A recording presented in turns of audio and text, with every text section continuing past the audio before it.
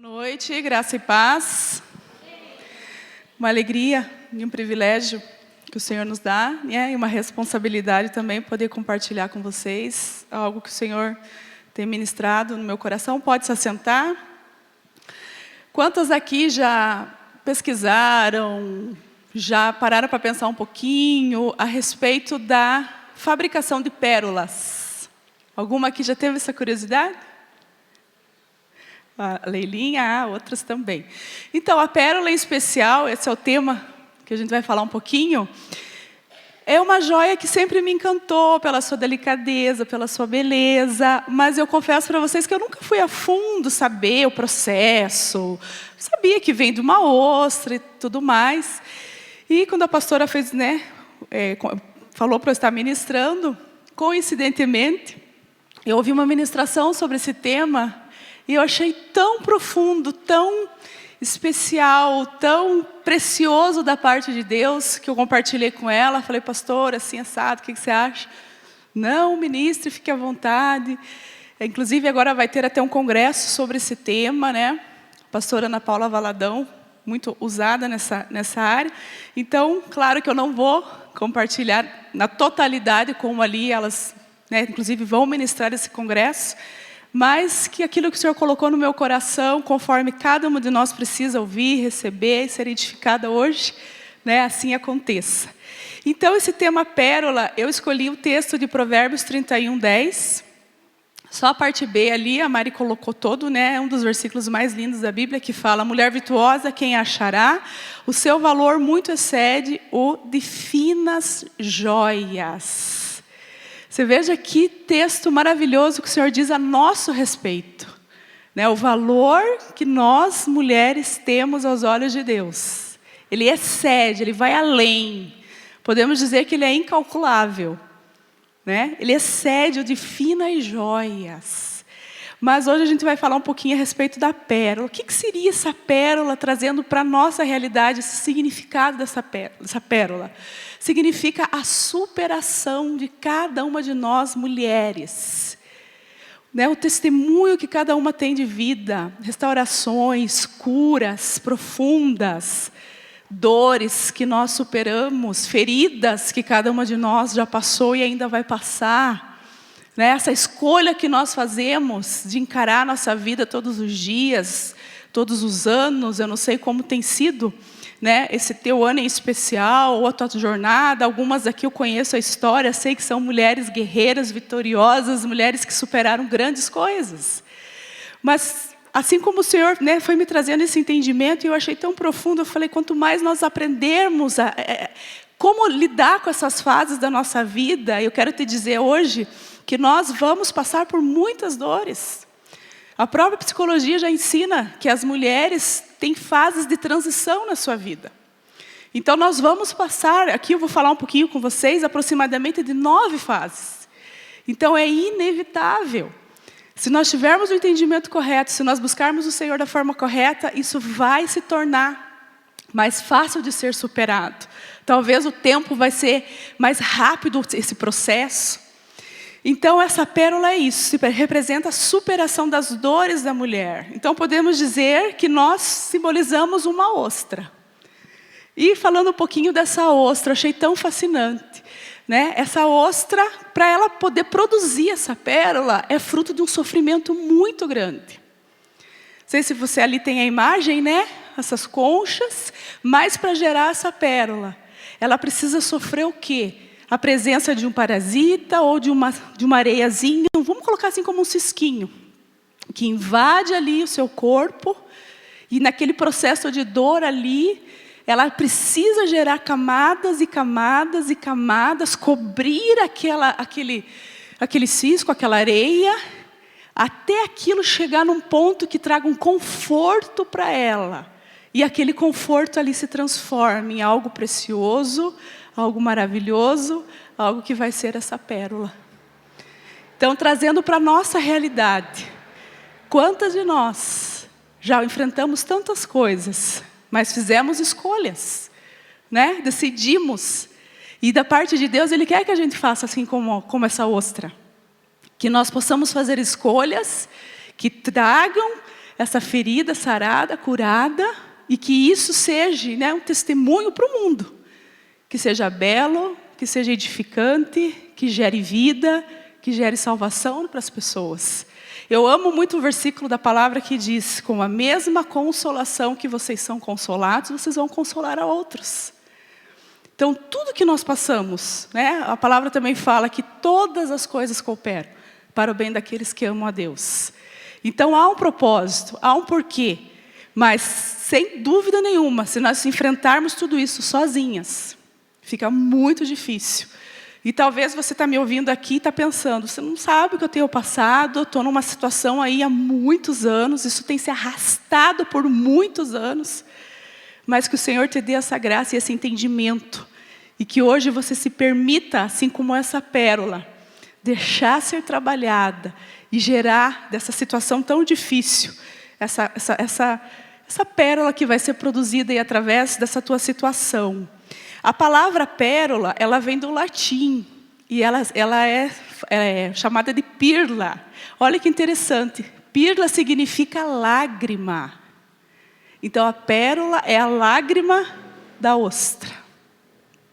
Quantas de nós, imagine se nós pudéssemos calcular o que nós já derramamos de lágrimas. Vocês acham que é pouca coisa? Não é, né? Meu Deus, eu nesse último ano aí tenho chorado profundamente. Isso que eu sou chorona, já choro facilmente, mas níveis de lutas que a gente enfrenta, pressões que você enfrenta no dia a dia, e você vai se identificar em algum momento da tua vida como é doloroso quando você chora, e é um choro, né, que vem da tua alma. É um choro que é só você e Deus que pode te conectar ali, pode entender ali você, pode receber ali quando você consegue entregar.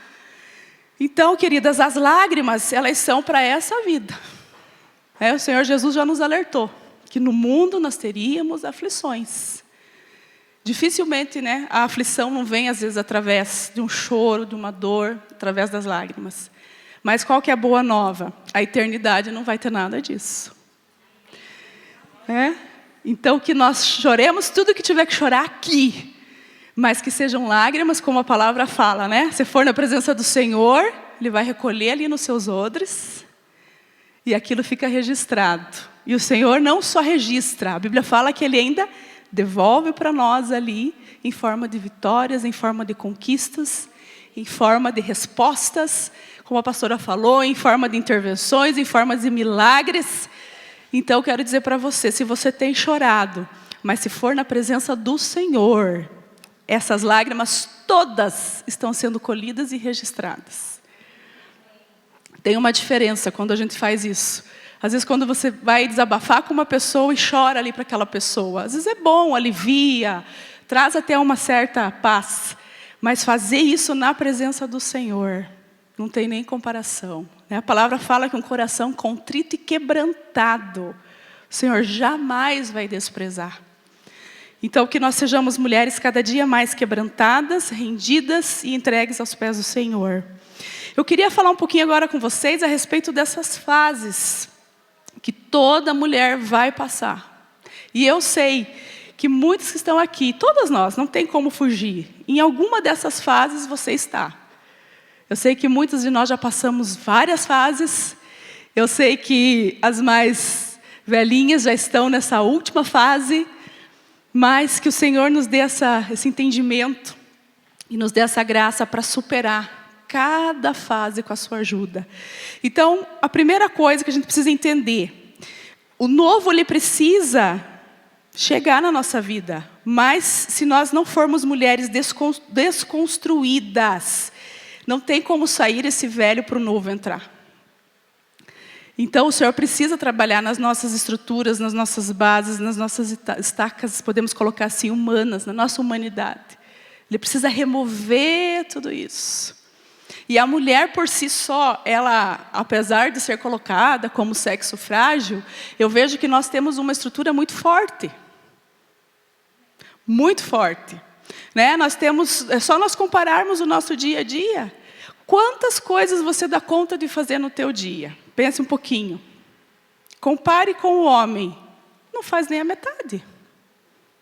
Né? Nós temos essa habilidade de fazer, vamos, né, conjecturar um pouco aqui, mas talvez fazemos 5, 10 coisas ao mesmo tempo. Você atende um fogão, você olha a criança, você está num telefone, você às vezes está respondendo uma mensagem, você está atento com o que está acontecendo, você está às vezes ali monitorando a criança que está fazendo uma lição, você já pôs uma roupa na máquina, então você consegue fazer várias coisas ao mesmo tempo. Quantas dores físicas a mulher passa no processo?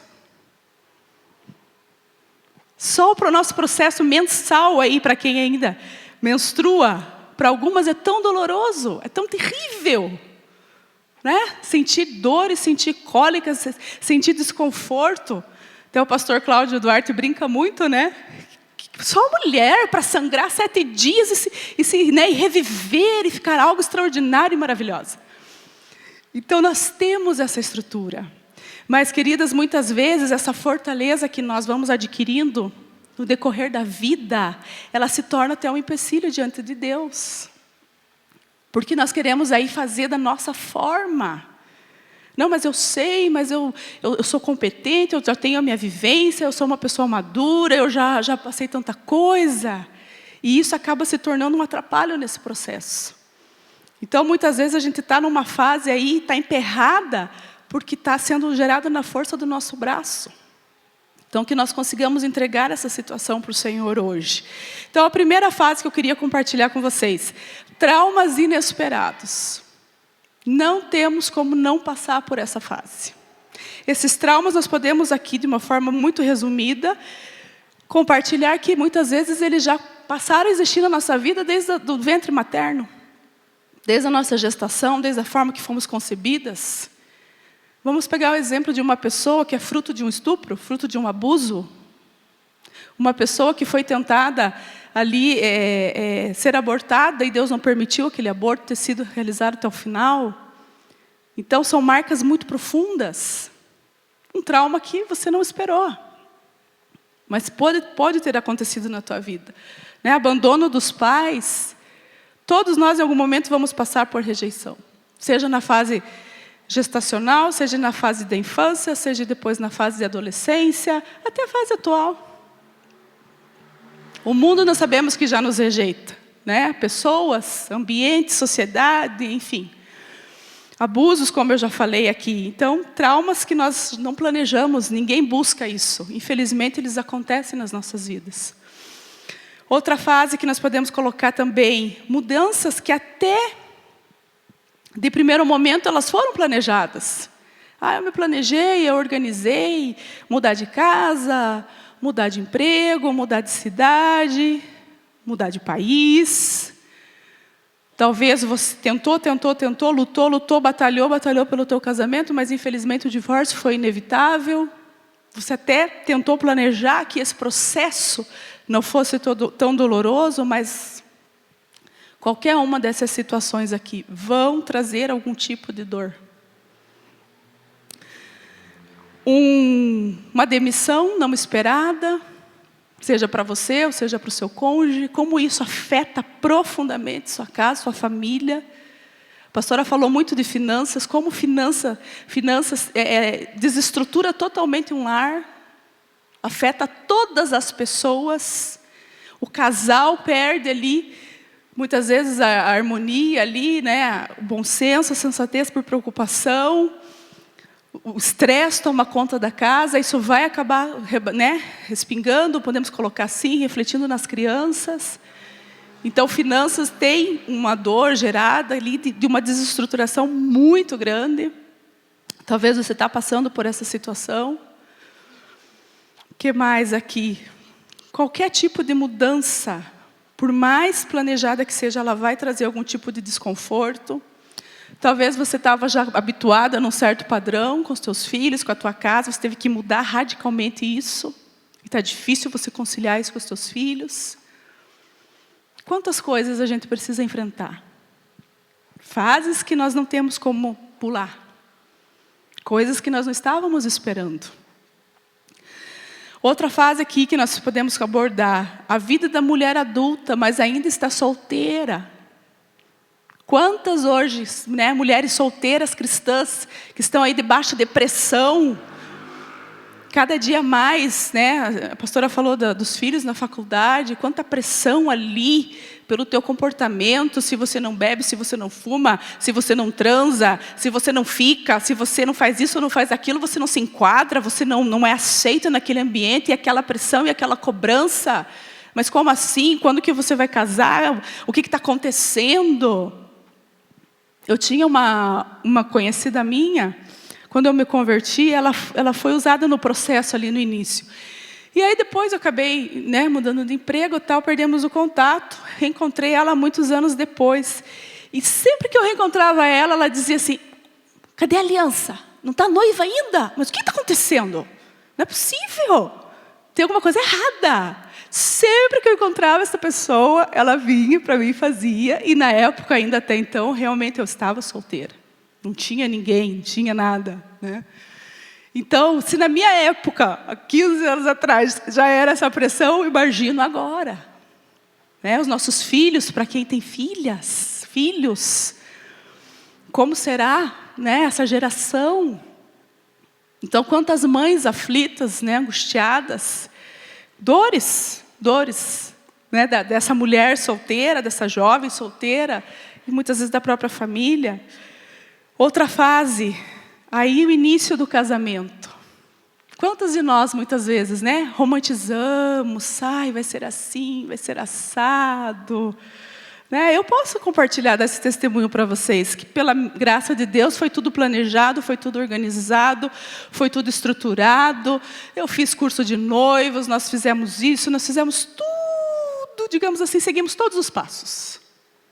Mas a realidade de um casamento, o dia a dia, né? Você realmente conhecer quem é aquela pessoa na essência, os ajustes, as renúncias, você saber ceder, você abrir mão, isso é um processo longo.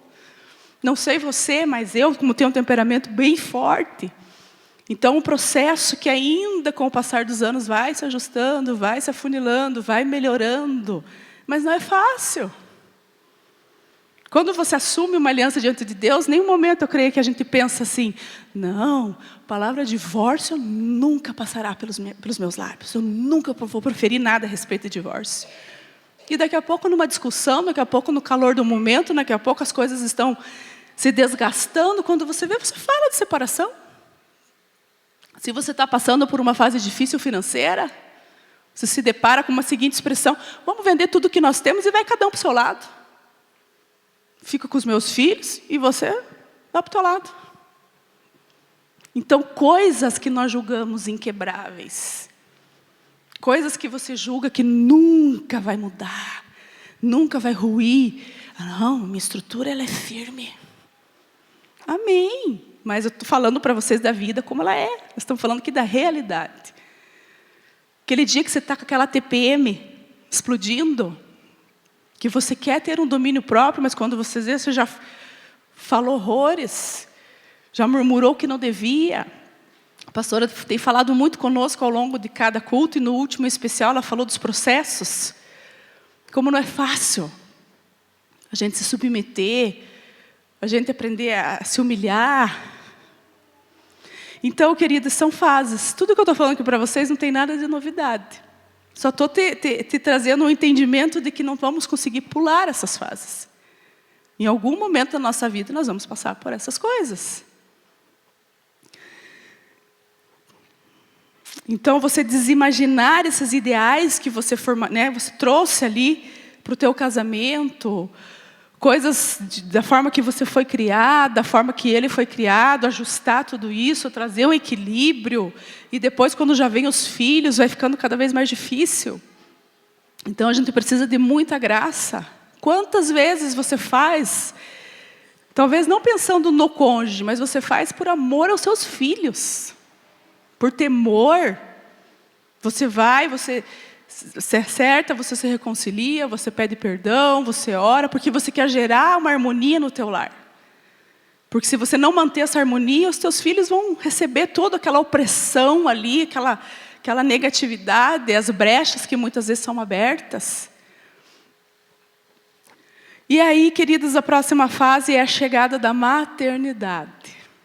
Outra fase que talvez a gente também imagina, sonha, planeja, romantiza também. E, ai, não, mas todo mundo foi assim, mas comigo vai ser diferente. Eu vou fazer dessa forma, eu vou criar assim, assado. E quando você vê, muitas vezes, você está lá no hospital já aos prantos, a depressão pós-parto já está ali te esperando sair daquele hospital. Né? O seu peito já partiu lá no hospital mesmo, você já não quer mais nem dar mamar para o teu filho. Se foi parto normal ou cesárea, independente, os dois são muito sofridos. Né? Você já está ali sem força, com dor, tudo dói. E aí você tem que chegar na tua casa e você tem que administrar o teu lar. Se você tem mais filhos, você tem que cuidar dos outros filhos. E de você, muitas vezes, quem cuida?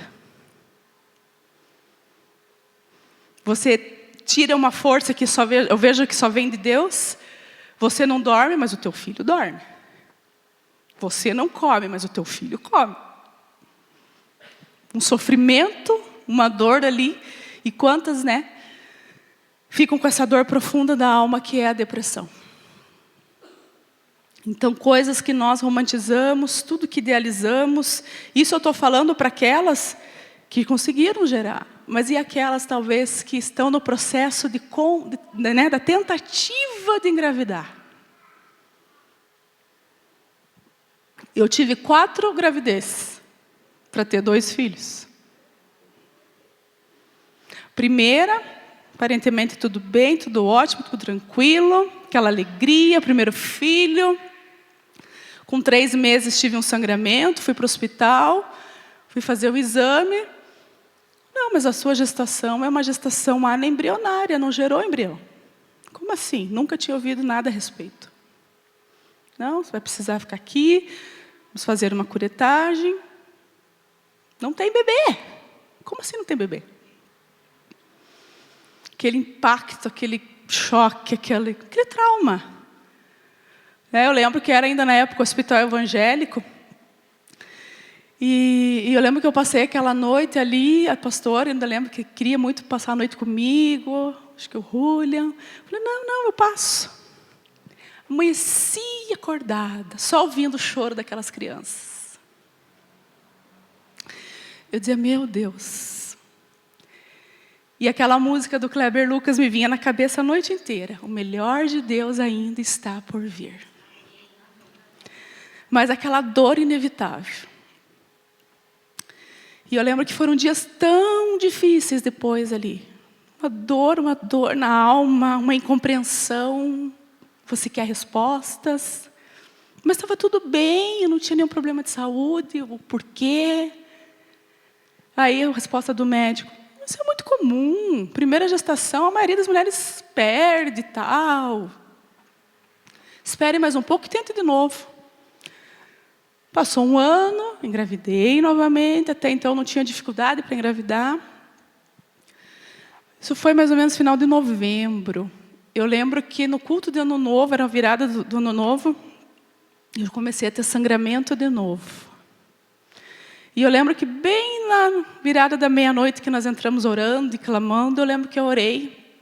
E eu falei para Deus que se aquela gravidez fosse para ir para frente, aquele sangramento não seria nada.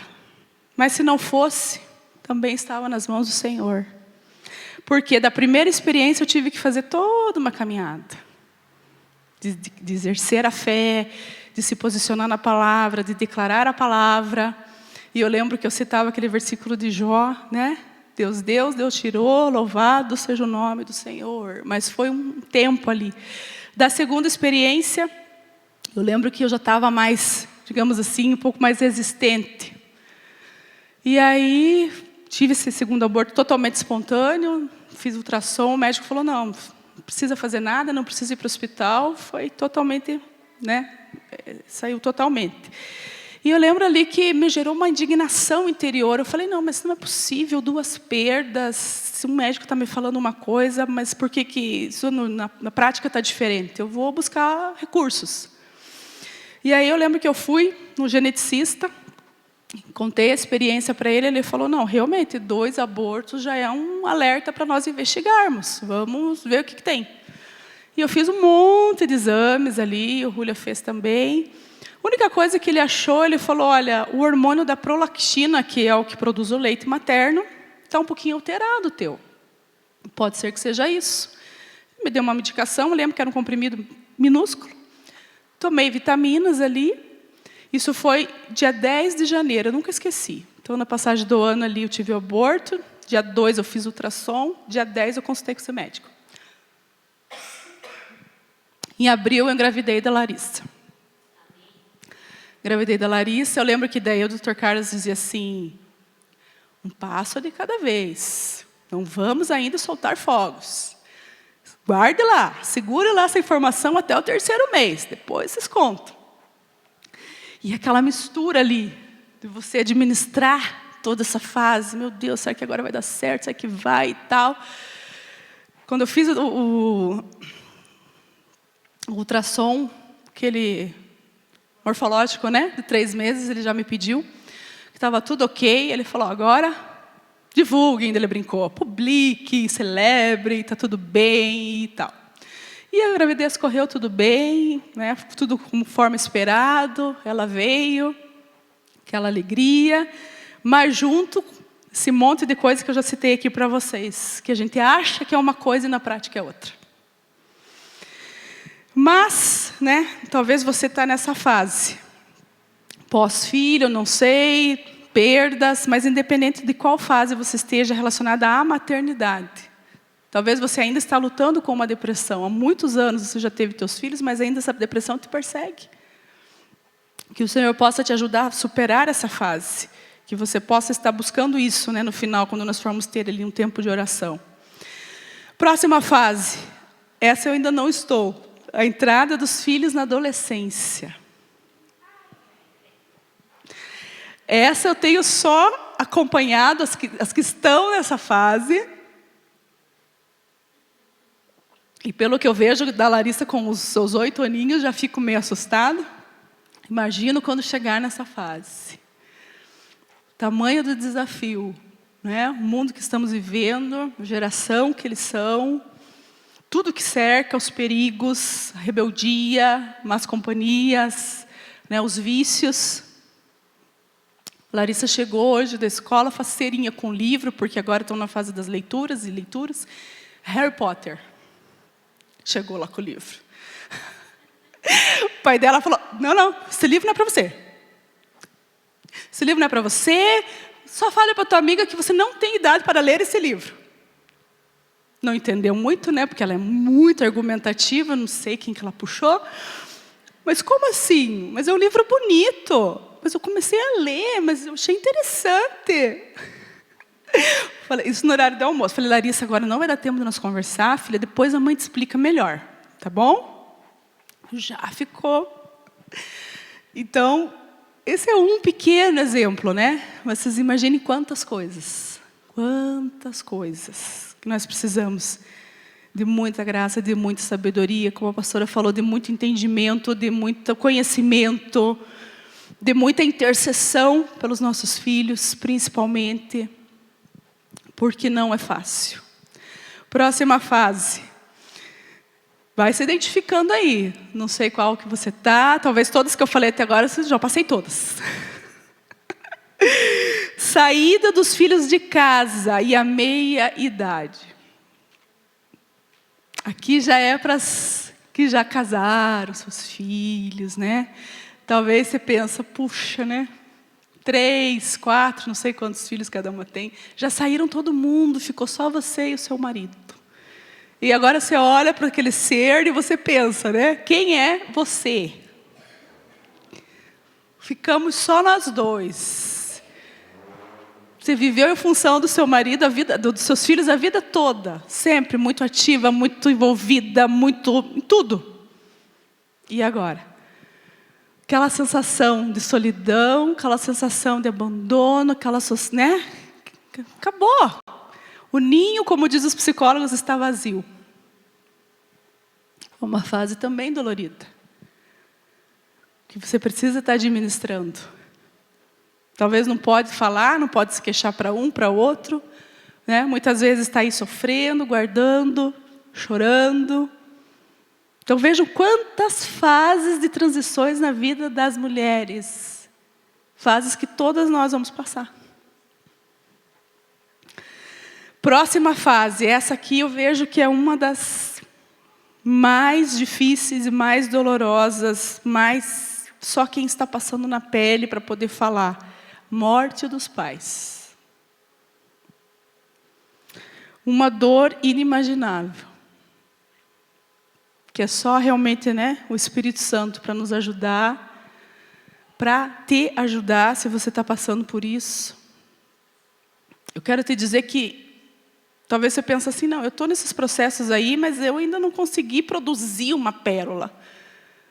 Não tem problema. Se você estiver com o entendimento hoje correto e você se permitir viver esse processo da forma correta, só para te dar mais uma informação, a pérola para se formar na ostra, ela leva 3 anos. Não que eu queira que nós passemos por 3 anos, né, em situações, mas é só para vocês verem um comparativo. Então não tem nada de errado se você está nesse processo de viver esse luto. Né? O luto tem muitas etapas, negação, depois muito choro, depois revolta, muitas vezes culpamos a Deus, queremos respostas, mas por quê? Depois você vai administrando melhor e vai chegar o tempo que vai ficar só as boas lembranças, aquela saudade. É muito bonito você me ouvir falar, mas na prática não é fácil. Né? E talvez muitos aqui estejam passando por isso. Esse Covid veio e fez, né, um arrastão aí. Quanta tragédia gerou esse Covid. Quantas mortes. Quantas que nós nem imaginávamos que seriam ceifadas. O que mais aqui? Estou quase finalizando. Falei para vocês que era 9. A gente quer deixar um tempo para poder estar orando, né? Um tempo também ali para ter um tempo de buscar mesmo o Senhor. E a última fase, então, a aceitação da própria velhice. Quantas aqui já se olharam no espelho e pensaram, cadê os meus 15 anos? Nossa, eu tinha aquela ansiedade para fazer 15 anos. Ai, quando eu fizer 18, vai ser um grito de independência. Né? Vou tirar minha carteira e tal. E agora você olha e você pensa, cadê a minha pele de 18 anos? Né? Cadê minha disposição? Se tivesse que amanhecer acordada, amanhecia. Agora, para cuidar de um filho, ele com febre, meu Deus, que dificuldade. Para ficar acordado, para estar medicando no horário. Então, queridas, o tempo está passando muito rápido. Nós já estamos praticamente no mês 9. Ontem era Natal, ontem nós estávamos aqui no Ano Novo. Já estamos em setembro. Então, que nós possamos buscar também essa graça em Deus, de saber envelhecer. Eu sei que com as multitarefas que a gente tem, não é fácil, mas a Fran sempre está incentivando e divulgando, né, Fran, como é importante cuidar do corpo. Né? A Bíblia fala que é templo do Espírito. Então, se a gente saber cuidar, a nossa vida ela vai se prolongar. Você ter uma velhice saudável, né, não está aí sofrendo com diabetes, com, né, gordura no sangue, problema cardíaco, tanta coisa. Então isso precisa também ser começado antes. É uma semeadura que nós fazemos do hoje para colher amanhã. E muitas vezes a gente não pensa dessa forma. Quando você se depara, você já chegou, você já está aí. Os 50 anos já estão batendo na tua porta, os 60, 70. Nossa amada pastora Jânia já 80, 81. Então, queridas, são fases que não temos como passar. Eu não vou viver essas fases. Comigo não vai acontecer. Quero te dizer que não temos como pular. Claro que muitas coisas, mas aí é o que se diz respeito ao nosso livre-arbítrio. Dentro das nossas escolhas, né, de vida. Se eu, por exemplo, eu escolho alimentar um vício. Não, eu sou fumante, eu não abro mão, eu já fumo há muitos anos, eu já tentei, não consigo. Então, você está fazendo uma semeadura negativa para a sua saúde. Em algum momento da tua vida, essa conta vai chegar. Em algum momento da tua vida, os pulmões vão gritar. Infelizmente, você vai colher. Mas é fruto das nossas escolhas. Então, que nós possamos ser mulheres sábias, né? Que sabem discernir, que sabem... Não vou dizer, nós não vamos errar. Enquanto nós estivermos aqui, nós vamos errar, sim. Mas que os erros sejam o mínimo possível, ou que sejam erros que sejam fáceis de serem reparados, corrigidos. Que nós consigamos fazer boas escolhas para que os nossos filhos não venham colher também, muitas vezes, consequências que nós, como pai e como mãe, fazemos.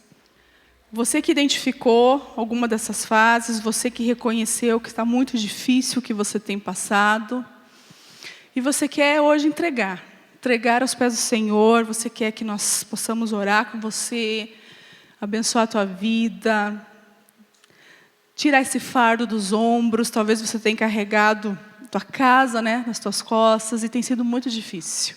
Talvez você até tenha orado, buscado sozinha, mas não tem tido muito sucesso. É muito lindo essa passagem, né? Ali da ostra. Mas lembre como eu falei. A lágrima é essa pérola, né? Essa ferida cicatrizada aí. Talvez você precise desse toque do Senhor aí para cicatrizar algumas feridas. Ele é um homem de dores, a Bíblia fala que Ele sabe o que é padecer. O Senhor se identifica conosco, o Senhor Jesus.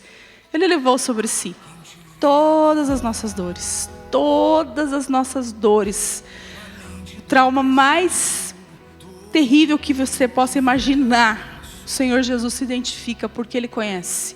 Ele conhece a tua história, Ele conhece a minha história. Nós não estamos aqui numa condição de sermos melhores que ninguém. Nós temos, pelo contrário. Cada uma de nós aqui tem passado por todas essas fases. Tem enfrentado esses processos. E não tem sido fácil também. Vamos ter esse tempo de busca, então. Toda a nossa trajetória de vida, como a Mayra ministrou aqui, sempre nos empurra para a frente, porque o tempo não para. E talvez nós olhemos para toda a nossa trajetória, né? E ainda não vejamos as joias, as pérolas, a colheita da perseverança, das lutas, dos desafios enfrentados. Mas eu queria que você pudesse olhar para a sua vida e falar: Senhor, se eu não vejo ainda, nesse tempo de vida que eu tenho, eu quero gerar pérolas, eu quero gerar joias, sejam através das lutas, sejam através das perdas, sejam através das dificuldades, seja através da escassez. Senhor, que essas joias venham para fora. Vocês sabem que a ostra, para abrir, ela é muito difícil, né? Eu particularmente não gosto de ostra, comi uma vez só, né? Mas eu sempre admirei muito eles abrindo aquela ostra. Precisa gerar uma força, uma pressão, né? E ali eles então usam um instrumento para ajudar nisso, para que eles possam ir colhendo essas joias, essas pérolas, né? Para formar esses colares. Há um tempo atrás ainda eu vendia, tinha pérolas verdadeiras que eu vendia, mas eram pérolas de água doce, produzidas, né? Eles têm essas produções, não são essas pérolas aí que demoram 3 anos. Mas só pelo fato de você pegar na mão, eu lembro que tinham brincos que eu vendia, que você podia pôr, né, para testar a pérola verdadeira. Quando você põe no dente, você força ela ali, ela não é lisa, ela não é sintética, né? Porque não é produzida, você sente a areinha. E é muito legal, né? Eu ainda tenho alguns desses brincos que eu separei para mim e para a Bia, que são ali autênticos, né? E eu queria que você pudesse se propor hoje para Deus, dizer: Senhor, eu quero que o meu interior, aquilo que o Senhor produziu no meu interior, gere essas joias, gere essas pérolas. Talvez alguma coisa ainda está faltando, como uma falta de perdão. Talvez você travou em algumas das fases, porque não reeditou a tua visão para aquela fase que enfrentou. Talvez seja muito difícil a fase atual, mas eu quero te convidar a colocar em pé e te lembrar que nossa vida está nas mãos do nosso Pai. E quando Deus olha para nós, né, Ele só quer isso, que Ele quer o nosso bem. A Bíblia fala ali: eu é que sei que planos tenho a vosso respeito, planos de paz. E todas as coisas que nós enfrentamos na nossa trajetória não foi para nos causar mal, mas a Bíblia nos ensina um princípio que é sermos mais